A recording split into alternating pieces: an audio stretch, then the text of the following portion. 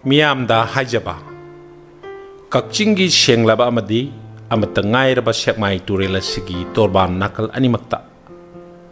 Okona Chingba Sajinduna Amadi Patahaudi Langtaduna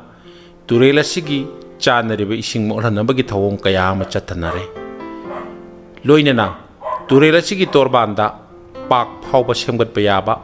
Chawna Labor Mapam Chindasu Natai Chada Bamong the Masama Samaki Lamgi Matagum Amon Akai Yamna Paishinduna Turel Sibu Molak Nabagi Tawong Kayama Susatanare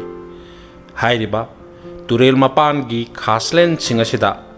Bokul Panbi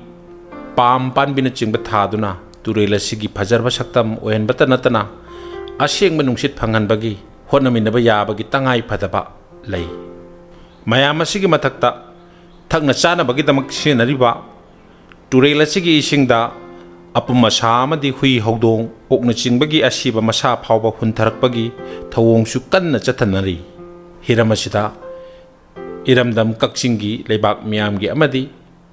Lengak Kipung Chinchin Minaduna Sekmai Turel Sigi Pajarwa Saktamama Semgat Pada Taudang Yaminasi Hajari Aduga Hena Maru Wadiba Makakna Turel Sidagi Nung Lengoina Chingba Pek Bagi Tawong Tabak Kayama Chatanariba Sisu Kudaktagi Lepiu Hajari Ba Moirang Tem Depak Singha Kakching Turel Wangma Water Supply Manak Ward number 5 Hajari Ba Sigi contact number na 8729933892